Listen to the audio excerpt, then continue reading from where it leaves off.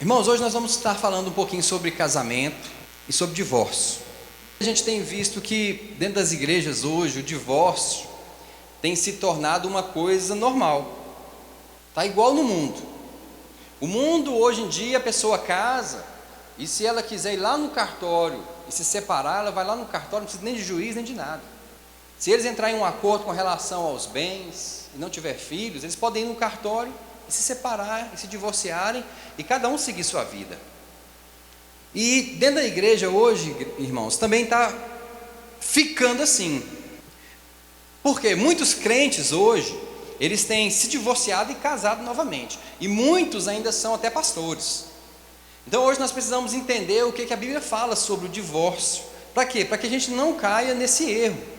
Para que a gente não caia no engano de falsas doutrinas, de falsos ensinamentos, de falsos mestres, de falsos pastores, de falsos profetas até.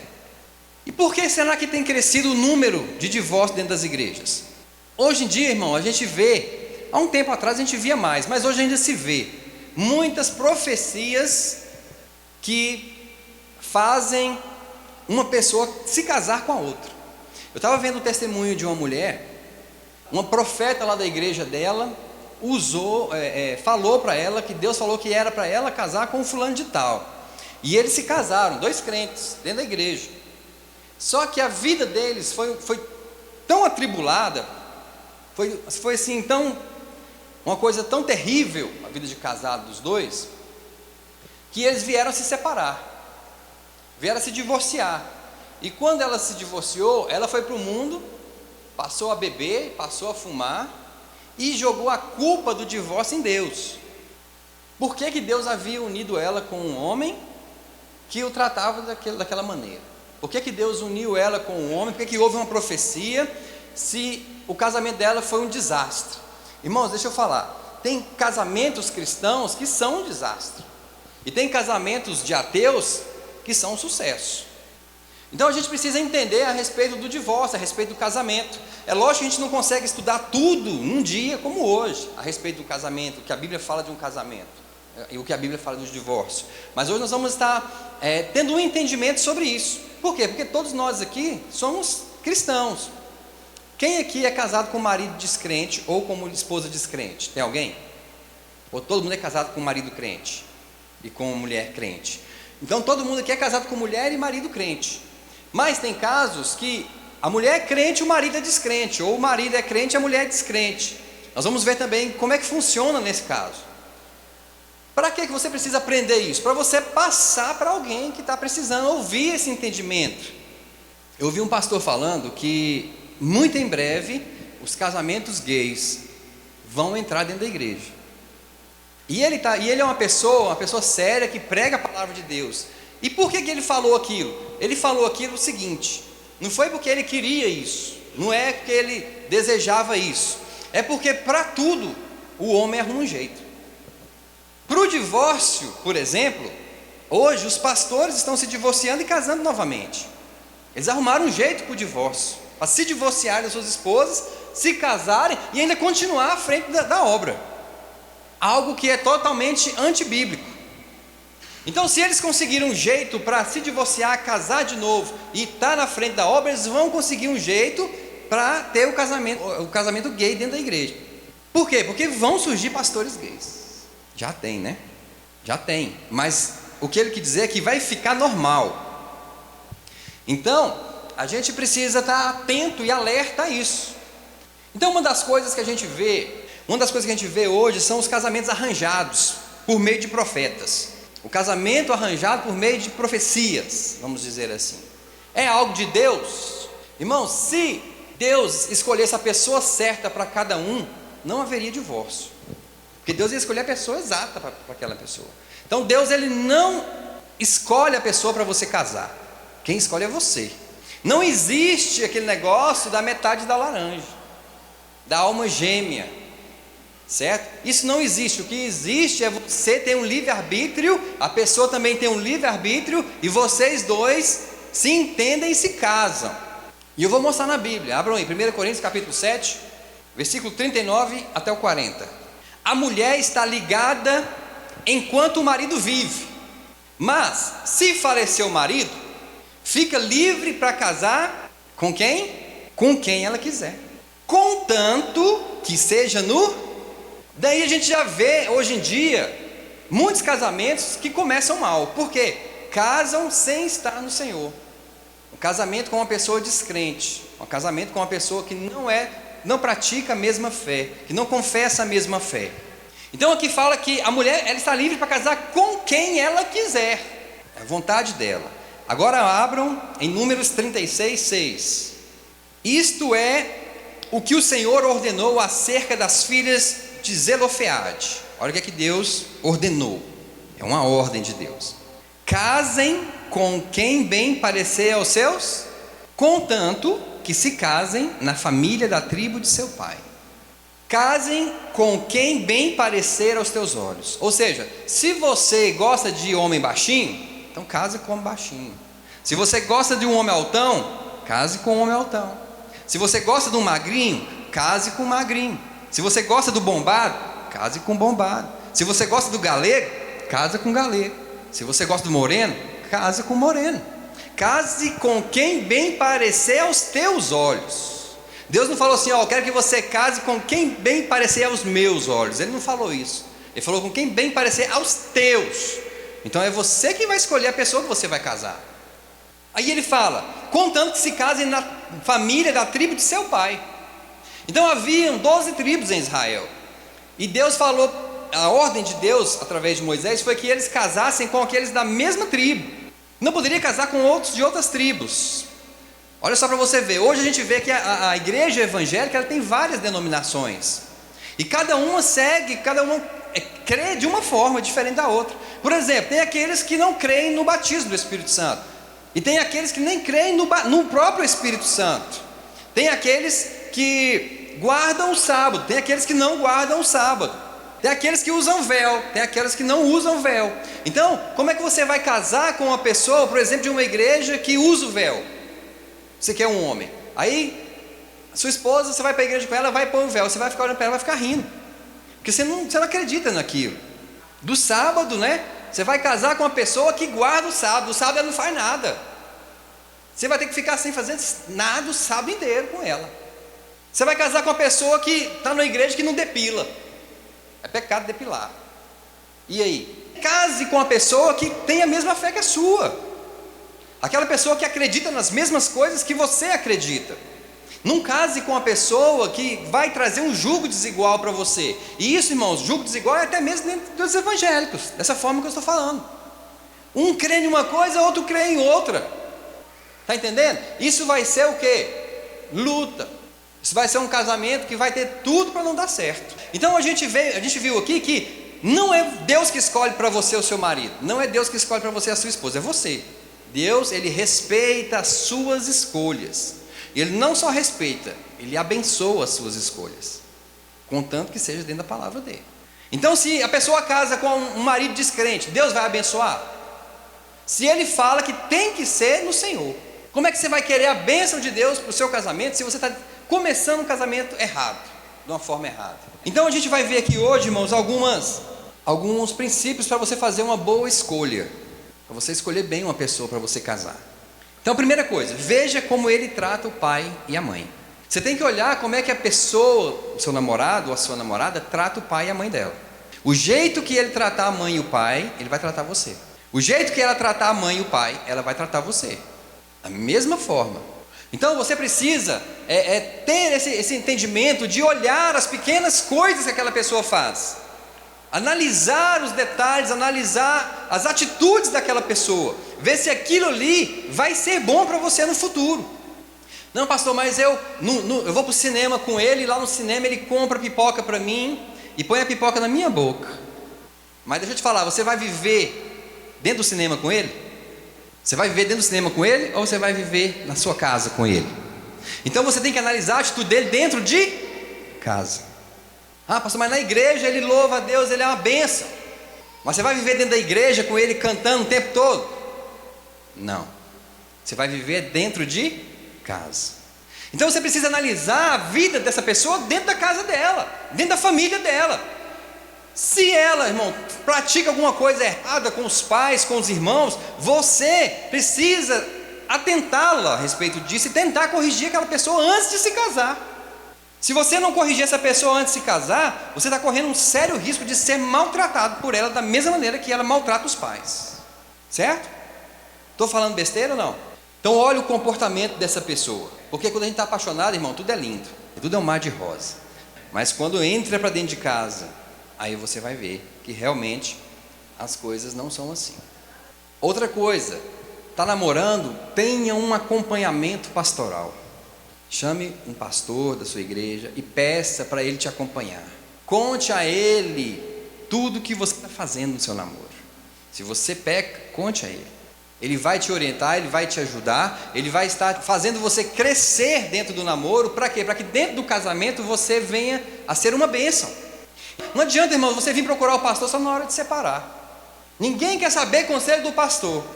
Se o conselho fosse bom, era vendido, não era dado.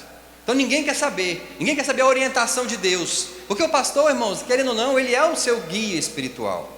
O pastor é aquele que vai te direcionar no caminho certo, tanto no seu namoro, quanto no seu noivado, quanto no seu casamento. Não é vergonha nenhuma você ter um pastor te acompanhando no seu relacionamento, muito pelo contrário, é uma bênção. Você que é mulher, procure uma pastora da igreja para te acompanhar, conte a ela como é que está o seu relacionamento. Para quê? Para que a gente não venha sofrer, para que aquele pastor venha abrir os seus olhos a respeito daquela pessoa. Mas você já viu que quando alguém vê um defeito no seu namorado, ou alguém vê um defeito na sua namorada e fala para você, olha como é que fulano é, presta atenção. Aí o que a pessoa fala? Está com inveja, está querendo acabar com o meu namoro. Às vezes o pai e a mãe estão falando, meu filho, olha essa menina como é que ela é, presta atenção. Às vezes uma pessoa mais velha da igreja dá a orientação e fala, não, isso aí é porque é caduca, não arrumou ninguém, quer que eu fique também solteiro. E não é, irmãos. Conselho é bíblico. Então aquele ditado que fala assim, se conselho fosse bom, era vendido, não é verdade. Porque a Bíblia está cheia de conselhos para nós. 2, tem que haver acordo entre os dois.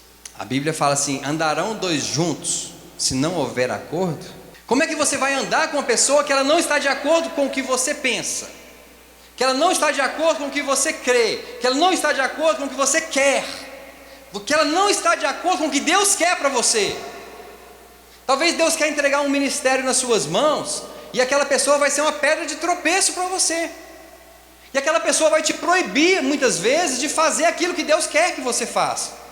Você tem um chamado de Deus, você já sabe qual é o chamado de Deus, e você começa a se relacionar com uma pessoa que ela é completamente o oposto daquilo.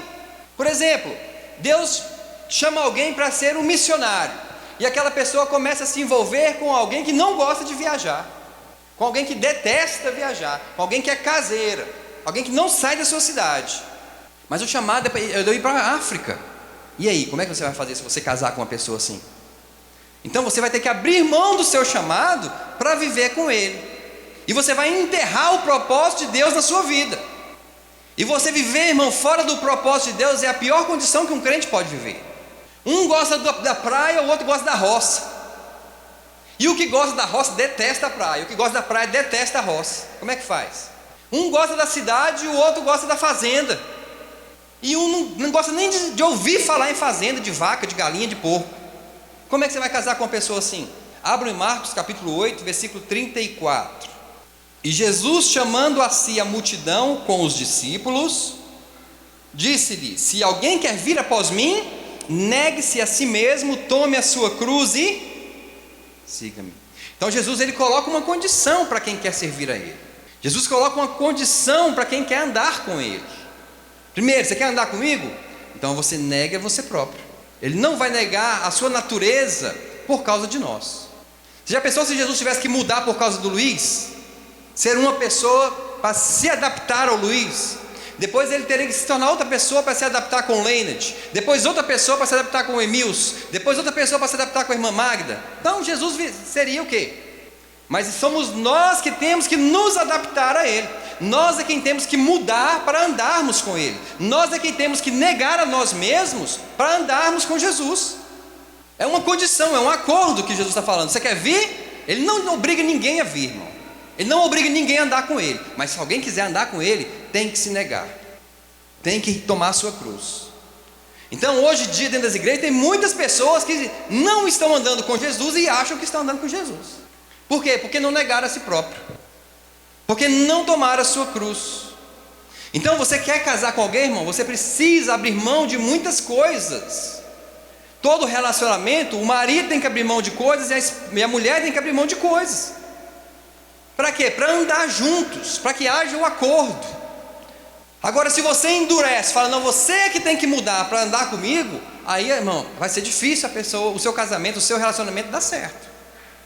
Os dois têm que abrir mão, os dois têm que conversar, e isso é importante, conversar antes de casar, para poder andar junto, né? Então não arrisca o propósito que Deus tem para você com um relacionamento errado. É melhor você andar só o resto da sua vida do que casar com uma pessoa errada, do que viver fora do propósito de Deus. Hoje em dia a gente vê que nas igrejas o que cai na rede é peixe. Os homens estão ficando com uma, ficando com outra. As mulheres também ficam com um, ficam com outro. Com crente, com descrente, com espírita, com macumbeiro, com tudo. O que cai na rede é peixe. O que é casar. E aí você vai viver uma vida infeliz, uma vida fora da presença de Deus, fora das bênçãos de Deus, ainda correndo risco de ir parar no inferno. Busque uma pessoa correta para você. Analise, o namoro é para isso, é para você analisar como é que a pessoa é. Às vezes o cara é aquele cara que gosta de montar um estúdio dentro de casa, bateria, som e tudo, e a mulher já não gosta. Eu tenho um tio, irmãos, que você pensa num homem bagunceiro. Ele pegou a casa da minha avó e transformou a casa da minha avó num lixão. Agora você imagina a mulher que casasse com ele, com rato dentro de casa, barata, aranha. Irmão, Deus é um Deus limpo. Deus é um Deus de limpeza. Você vê no arraial dos israelitas, lá em, acho que é Números 22 a 23, Deus fala para os homens assim, ó, quando você defecar, você cava um buraco, joga dentro e tampa, porque eu caminho no meio de vocês. A nossa professora do Rema lá disse que ela chegou em casa e ia preparar um estudo. Aliás, ela ia orar dentro do quarto dela, e quando ela chegou para orar dentro do quarto, o quarto estava aquela bagunça, né? E Deus falou, antes de você orar, você vai arrumar seu quarto. Deus é um Deus de limpeza. Sujeira, irmão, nojeira, não é coisa de Deus. Aleluias. Então é preciso ter também atração física. O homem, ele é atraído pelo que ele vê. Ele acha a mulher bonita, ele é atraído por ela. Eu acho que a mulher também deve ser assim, né? Todos são atraídos pela beleza física. E beleza, mano, é uma coisa relativa. Um acha uma coisa bonita, outro acha outra. Às vezes a mulher que acha um homem fulano de tal bonito, a outra mulher já acha ele horroroso.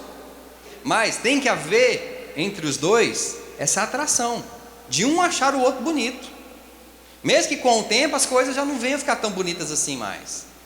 Irmãos, o homem, ele é tão ligado no que ele vê, o que ele vê mexe tanto com ele, que você que está namorando, você que está vivendo uma fase de noivado, até mesmo casado, você precisa tomar cuidado com o seu marido, ou com o seu namorado, ou com o seu noivo. Uma coisa que controla os hormônios masculinos são jejum, oração e temor a Deus. Se o teu namorado não é uma pessoa que jejuma, que ora e que tem temor a Deus, você fica esperto, porque o que ele vê na rua ele vai se sentir atraído. Porque o jejum ele mata a sua carne, ele mata as vontades da sua carne.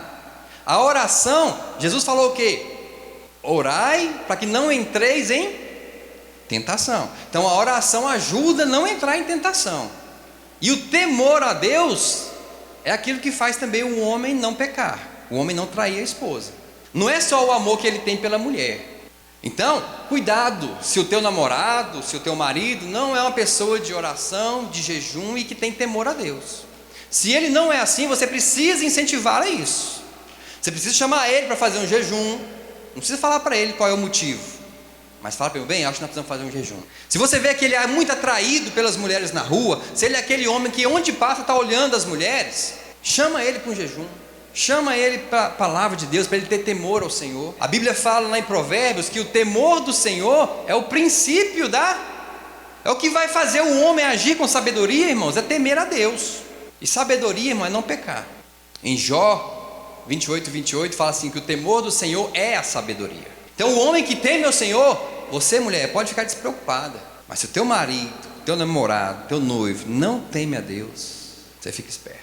Por isso é que a gente tem visto, irmão, muitas coisas erradas dentro da igreja, porque pessoas não temem a Deus. Jesus fala assim que o adultério é só você pensar, você não precisa ir lá e consumar o fato. Paulo falou para Timóteo que Timóteo, tenha a mente pura. Então, irmãos, é possível ter uma mente pura, é possível purificar a sua mente das coisas do mundo, é possível purificar a sua mente do pecado.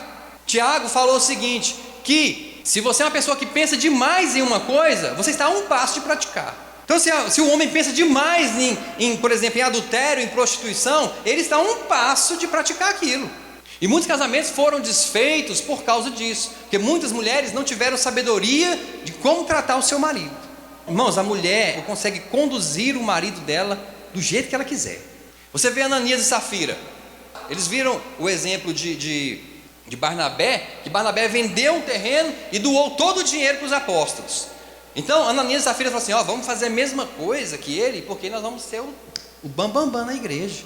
Só que eles venderam o terreno, pegaram uma parte do dinheiro, em comum acordo os dois foram lá e depositaram uma parte do dinheiro e falaram e mentiram que era o dinheiro todo.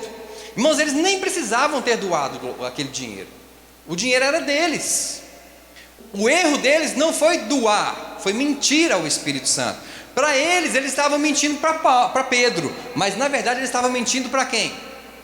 Para o Espírito Santo. E Pedro fala para ele, quando ele chega lá, para Ananias, por que deixaste Satanás encher o teu coração? E o que aconteceu com aquele homem? Morreu na frente de Pedro. 3 horas depois chega a mulher dele, e Pedro fala, vem cá, vocês venderam Lote por tanto? Foi. E por causa disso ela também morreu. Irmãos, agora você pensa se Safira fosse uma mulher santa, pensa se Safira fosse uma mulher cheia do Espírito Santo, pensa se Safira fosse uma mulher cheia da palavra de Deus. Quando o marido dela propôs para ela, olha, nós vamos vender por tanto, mas nós vamos entregar só tanto e vamos mentir, ela ia falar para quê? Você toma vergonha nessa cara sua? É ou não é? A mulher, irmãos, ela cheia do Espírito Santo, ela faz isso. Ela não deixa o marido dela entrar no erro, ela não deixa o marido dela entrar no engano, ela corrige o marido dela. Só que muitas mulheres, elas têm medo muitas vezes do que o marido vai pensar ou reagir, e acabam entrando em acordo com os erros dele. Se ela, irmão, tivesse corrigido ele, os dois ficariam vivos, os dois iriam entregar a sua oferta, mesmo que fosse uma parte, mas que falasse a verdade, e eles iam ser honrados naquela igreja, iam ser abençoados por Deus, e teriam vivido. Mas por causa de uma mentira e de uma mulher que não tinha temor a Deus, e um homem também que não tinha temor a Deus, os dois morreram, certo? Então a gente precisa tomar muito cuidado com o nosso relacionamento cristão. Quantos aqui são crentes? Corrija seu marido, corrija sua esposa. Casamento não é uma brincadeira. A Bíblia fala assim, venerado seja o matrimônio entre todas as coisas, santo seja o matrimônio. Então se você vai casar, analise essas coisas. E outra coisa, tem mulher e tem homem que quer casar para ser feliz. Quem faz você feliz não é o seu marido, não é a sua esposa. Quem faz você feliz é Deus.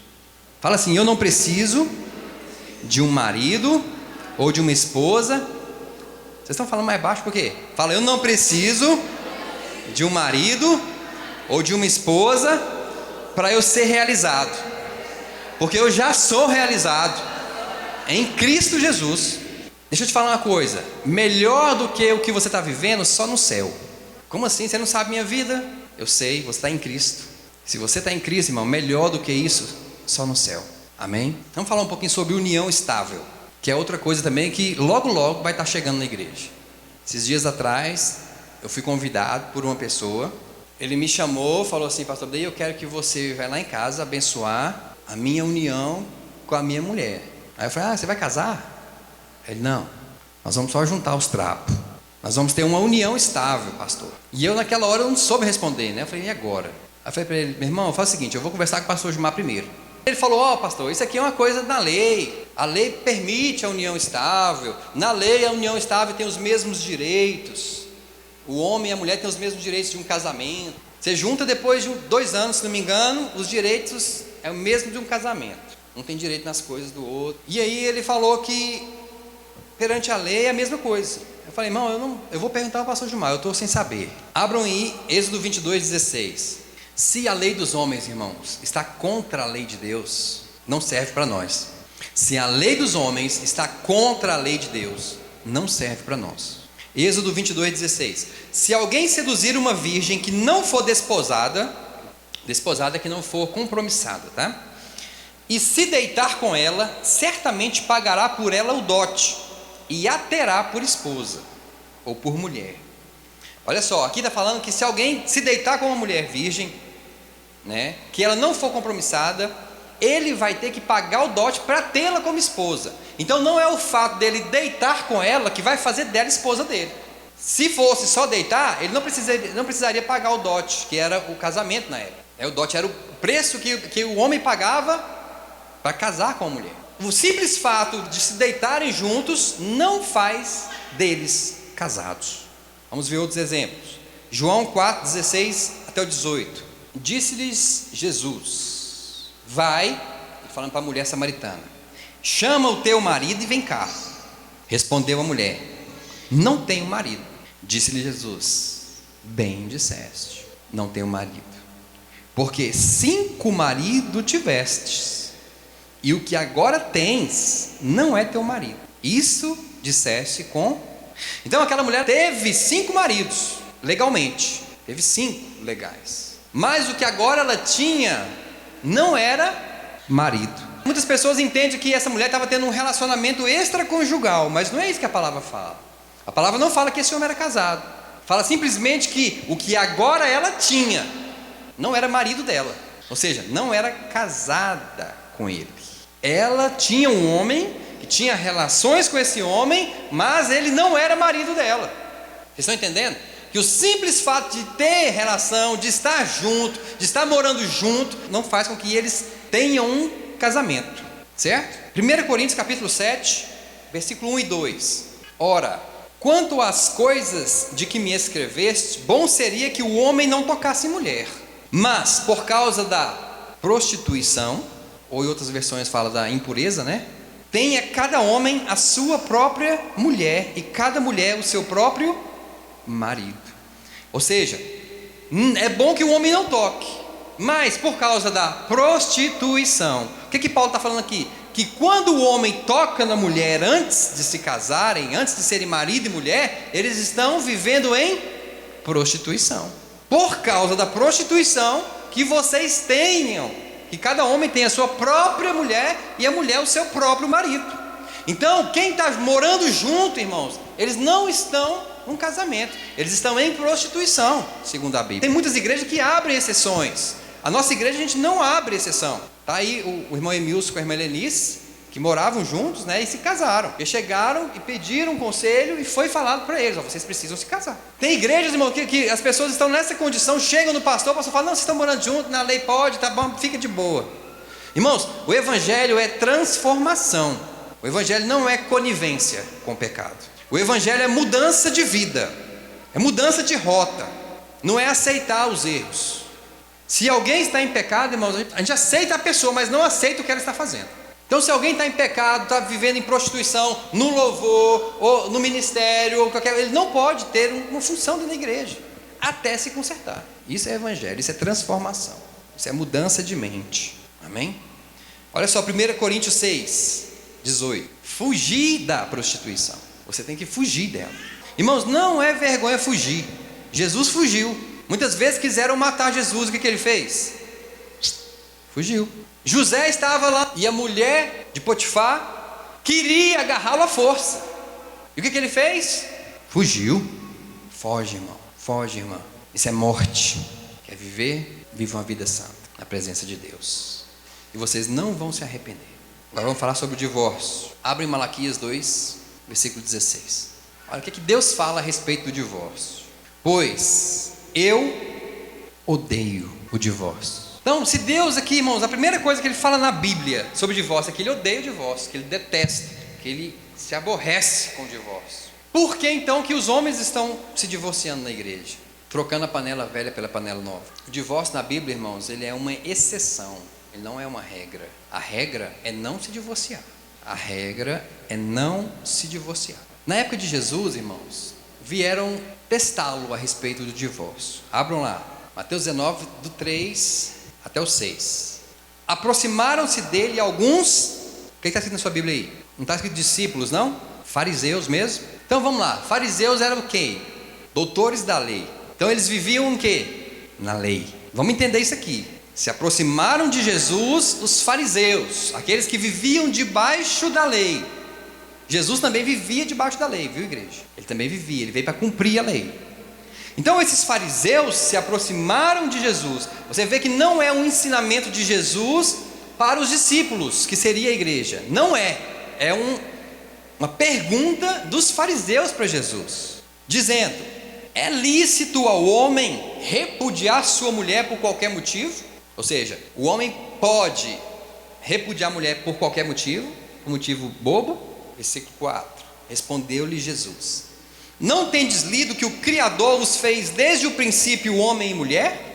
E que ordenou: por isso deixará o homem pai e mãe, e unir-se-á a sua mulher, e serão os dois uma só carne? Assim já não são mais dois, mas uma só carne. Portanto, o que Deus ajuntou, não o separe o... Pronto, Jesus respondeu. Perguntaram: Jesus, nós podemos repudiar a mulher por qualquer motivo? E Jesus fala: vocês não sabem que no princípio Deus criou o homem e a mulher, e que Deus falou para o homem: deixa pai e mãe e una-se a sua mulher, e que os dois seriam uma só carne. Portanto, o que Deus uniu, que o homem não... Então Jesus está respondendo o quê? Não é permitido divorciar. Concordam comigo? Só que eles não ficaram satisfeitos, e eles fizeram mais uma pergunta, versículo 7. Responderam-lhe: então por que mandou Moisés dar-lhe carta de divórcio e repudiá-la?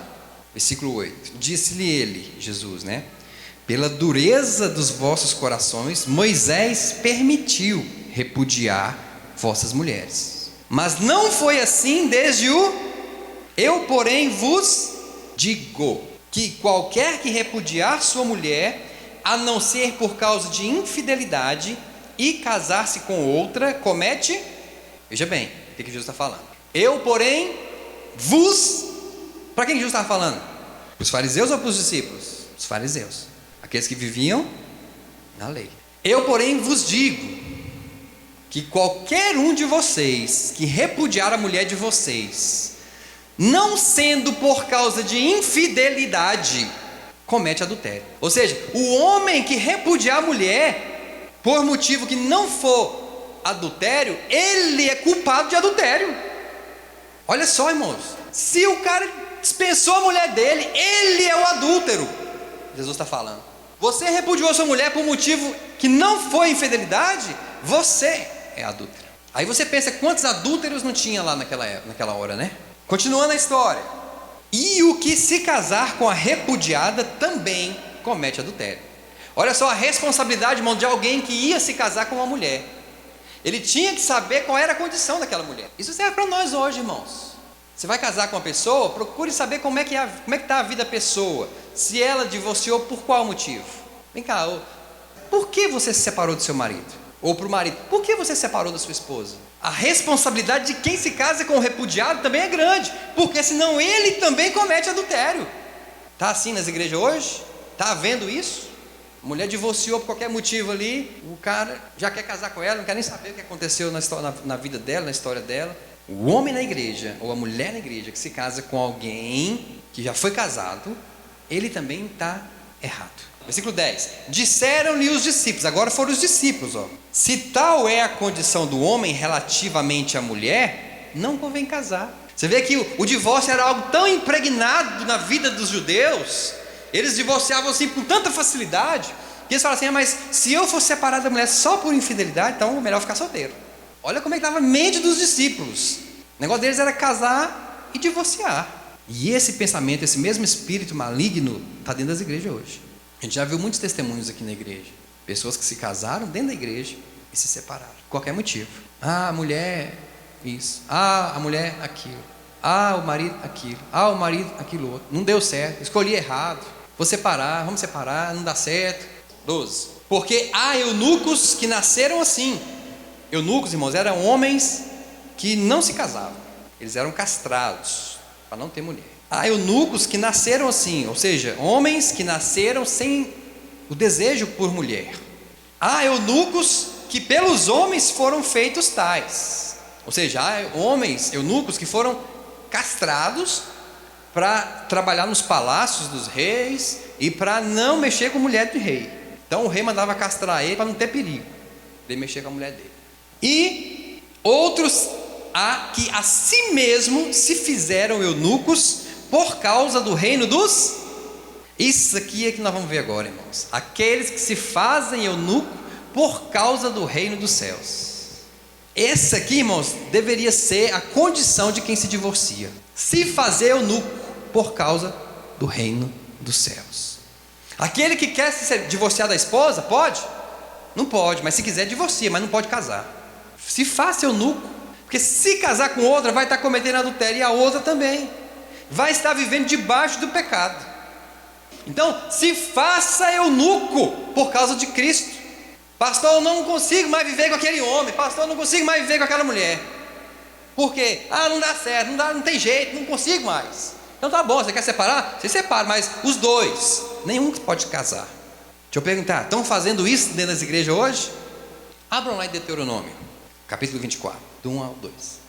Quando um homem tomar uma mulher e se casar com ela, se ela não achar graça aos seus olhos, por haver ele encontrado nela coisa indecente, ou seja, coisa vergonhosa, far-lhe-á uma carta de divórcio e lhe dará na mão, e a despedirá de casa.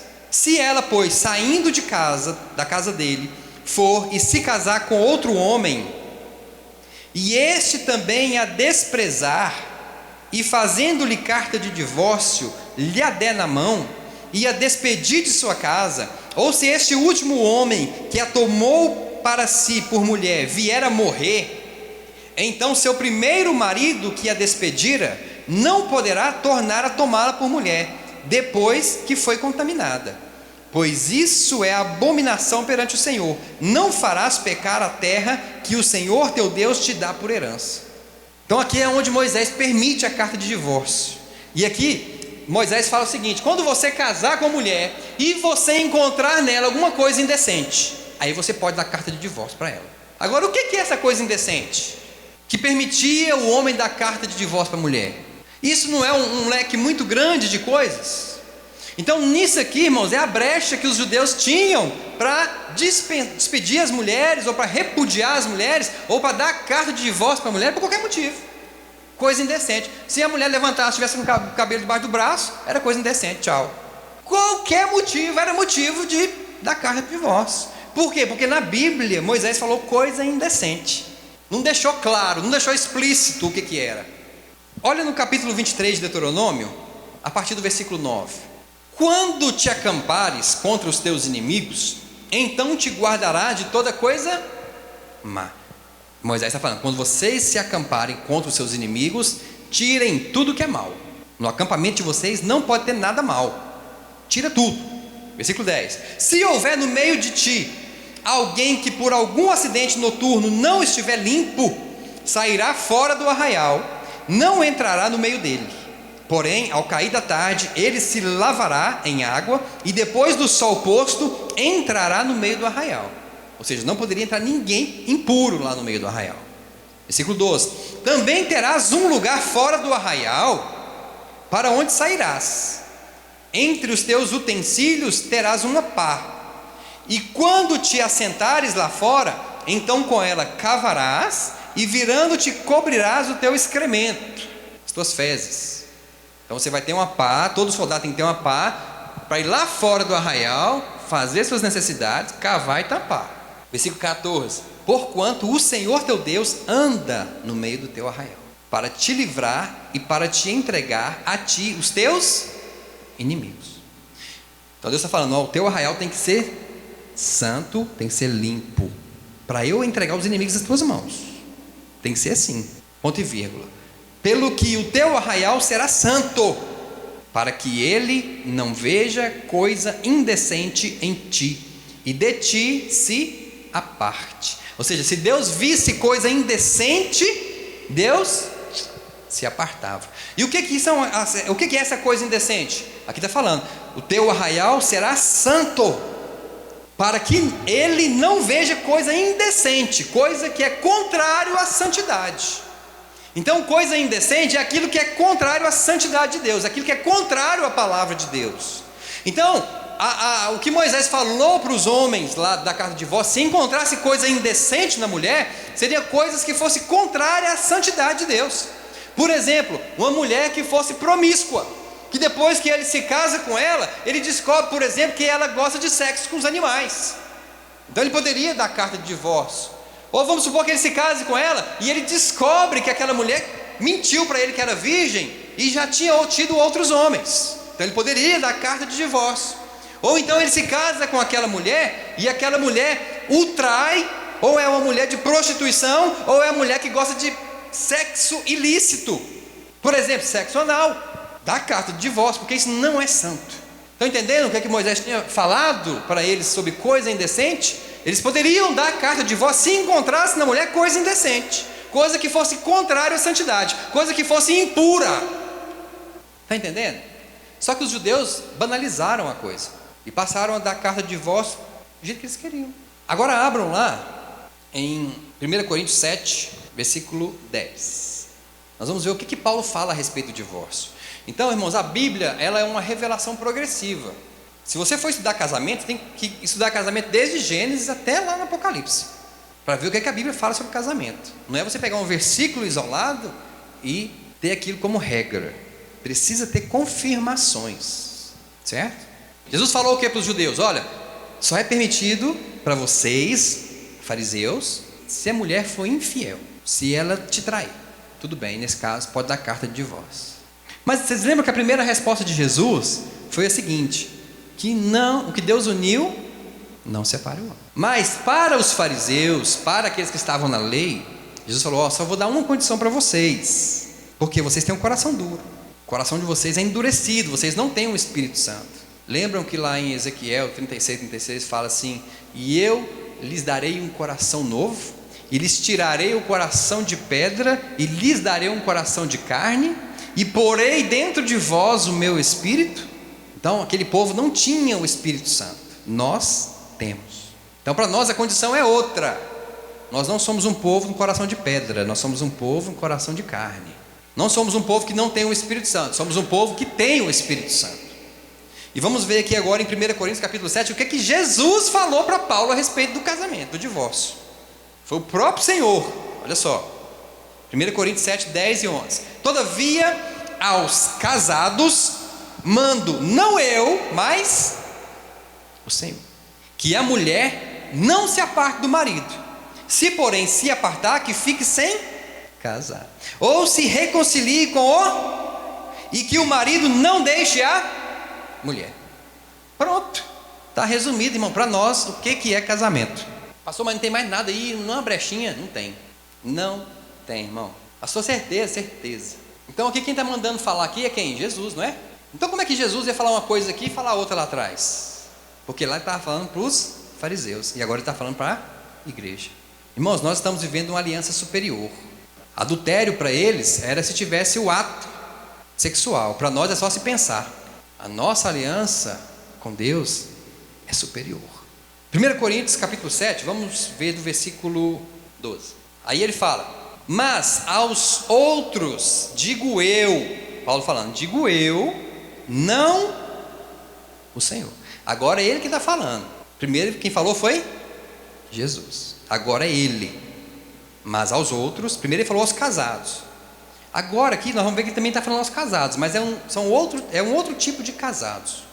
Olha só: mas aos outros digo eu, não o Senhor. Se algum irmão tem mulher incrédula e ela consente em habitar com ele, não se separe dela. E se alguma mulher tem marido incrédulo e ele consente em habitar com ela, não se separe dele, porque o marido incrédulo é santificado pela mulher, e a mulher incrédula é santificada pelo marido crente. De outro modo os vossos filhos seriam imundos, mas agora são santos. Paulo está falando o seguinte: olha, Jesus falou isso a respeito dos casados crentes. Agora eu vou falar a respeito dos casados mistos, os casamentos mistos que tem dentro da igreja de Corinto. A mulher que é crente, o marido descrente, se o marido quiser continuar com ela, não se separe dele, e vice-versa. Por quê? Porque a mulher crente santifica o marido descrente, e o marido crente santifica a mulher descrente. Versículo 15: mas se o incrédulo se apartar, aparte-se, porque nesse caso o irmão ou a irmã não está sujeito à servidão, pois Deus nos chamou em paz. Pois como sabes tu, ó mulher, se salvarás teu marido? Ou como sabes tu, ó marido, se salvarás tua mulher? Somente ande cada um como o Senhor lhe repartiu, cada um como Deus o chamou. E é isso o que ordeno em todas as igrejas. Então Paulo está falando, agora tem uma condição: se o marido descrente quer se separar, se separe. Se a mulher descrente quer se separar, se separe. Nesse caso, vocês estão livres. Olha só, a única condição de um divórcio para quem é crente poder se casar de novo: se o marido for descrente ou a mulher for descrente, e se eles quiserem se separar. Nunca deve partir de nós o divórcio, nunca deve partir da igreja se divorciar, nunca deve partir do crente se separar. Mesmo que a mulher seja mundana, não parta de você. Mesmo que o marido seja mundano, não parta de você o separar. Se quiser separar, tem que ser a vontade deles e não a sua. Dura esta palavra, né, irmão? Versículo 18: foi chamado alguém estando circuncidado? Permaneça assim. Foi chamado alguém na incircuncisão? Não se circuncide. A circuncisão nada é, e também a incircuncisão nada é, mas sim a observância dos mandamentos de Deus. Cada um fique no estado em que foi chamado. Foste chamado sendo escravo? Não te dê cuidado. Mas se ainda podes tornar-te livre, aproveita a oportunidade. E como é que a pessoa pode se tornar livre? Se o marido descrente ou se a mulher descrente quiser separar, só. Se ele quer, então se aproveita. Fora isso. Versículo 22: pois aquele que foi chamado no Senhor, mesmo sendo escravo, é um liberto no Senhor. E assim também o que foi chamado sendo livre, escravo é de Cristo. Fosse comprado por bom preço. Não vos façais servos dos homens. Não vos façais servos dos homens. Não fique debaixo da escravidão dos homens. É o que ele está falando. Se alguém quer te deixar livre, seja livre. A gente vê que a condição do divórcio, irmãos, dentro da igreja hoje é essa. Pastor, mas e no caso, em casos, por exemplo, que o marido espanca a mulher? E no caso que o marido trai a mulher mais que tudo? E no caso que o marido não quer trabalhar e não quer cumprir com a obrigação dele dentro de casa, não quer pôr o sustento dentro de casa? Vamos supor que seja crente, tá? Ah, pastor, mas um marido crente, será que vai bater na mulher, viver espancando a mulher? Será que tem, irmão? Será que tem marido crente que bate, que espanca a mulher? Será que tem marido crente, irmão, que vive traindo a mulher? Crente entre aspas, né? Nominalmente crente. Que Jesus falou assim: quem quiser vir após mim, negue-se a si mesmo, tome a sua cruz. Então, muita gente está andando, irmão, longe de Jesus, achando que é crente. Pastor, mas o meu marido, ele está viciado na cocaína, ele não larga a cocaína, todo o dinheiro ele gasta na cocaína, e aí? Como é que eu vou viver com um homem desse? Ele não era assim quando eu conheci ele, ele se tornou assim depois. Pastor, o meu marido abandonou a casa, foi embora, ele era crente, fugiu com a irmã da igreja. Tem casos assim? Como é que faz nesses casos? Gálatas 6:1 fala assim: irmãos, se um homem chegar a ser surpreendido em algum delito, algum pecado, vós que sois espirituais, corrigi o tal com espírito de mansidão, e olha por ti mesmo, para que também tu não sejas tentado. Olha para que você não seja tentado. Então corrige, primeira coisa, corrige o irmão, chama ele, corrige ele, com mansidão. Mateus 18, versículo 15. Mateus 18, 15 até o 20. Ora, se teu irmão pecar, vai e repreende-o entre ti e ele só. Então você sabe de um casamento que está acontecendo essas coisas. Vai lá e repreende ele, ou ela, né? Repreende um dos dois. Se te ouvir, terás ganho teu irmão. Mas se não te ouvir, leva ainda contigo um ou dois, para que pela boca de 2 ou 3 testemunhas toda palavra seja confirmada. Então ele não quis correção, o cara continua traindo a mulher, o cara continua espancando a mulher, o cara não quer pôr o alimento dentro de casa, não quer trabalhar, está fazendo a família sofrer. Foi uma vez, corrigiu, não deu certo. Chama 2 pessoas, vai lá. Não deu certo ainda? Olha o que fala, versículo 17. Se recusar ouvi-los, dize-o à igreja. Aí é hora da igreja saber. Pegar a pessoa inocente, trazer na frente da igreja e falar: irmãos, está acontecendo isso, isso e isso com essa irmã. O irmão fulano de tal está fazendo isso, isso e isso com ela, ou com ele. Pastor, mas você expor a pessoa, isso é vergonhoso. Mas a Bíblia que está mandando. Leva-o à igreja. E se também recusar ouvir a igreja, considera-o como gentio. O que é gentio? Que não é igreja mais. Então, o marido está fazendo isso com a esposa, o pastor da igreja tem que fazer tudo isso com ele. Se ainda assim ele não quer, irmão, fala o seguinte: a partir de hoje você não é mais cristão. Que é isso, pastor? Quem é você para falar que eu não sou cristão? Quem te deu essa autoridade para falar que eu não sou mais, que agora eu sou mundano, que eu sou gentio? A Bíblia fala. Continuando aí, gentio e publicano. Em verdade vos digo, tudo quanto ligardes na terra será ligado no, e também tudo que você desligar na terra será desligado no céu. E aí? Fez tudo com o marido, não quis. Então considera ele gentio. Mas ela fala assim: pastor, mas eu quero me casar novamente. Ele é ímpio. A partir daquele momento ele passa a ser ímpio. Então, irmão, é o seguinte: depois que ele se separar de você, se ele se separar, aí você pode se casar. Ou então, irmã, faz o seguinte: espera ele morrer. Porque no versículo 39 está falando isso. Quer ver? Vamos lá, versículo 39 de 1 Coríntios 7. Enquanto o marido vive, a mulher está ligada a ela, mas depois que morrer, ela pode se casar. Mateus 16, 19 fala assim: dar-te-ei as chaves do reino dos... O que ligares, pois, na terra, será ligado no céu. O que desligares na terra, será desligado no céu. Último versículo, para nós terminarmos. Mateus 10, do 11 ao 15. Em qualquer cidade ou aldeia em que entrardes, procurai saber quem nela é digno, e hospedai-vos aí, até que vos retireis. E ao entrardes na casa, saudai-a. Se a casa for digna, desça sobre ela a vossa paz.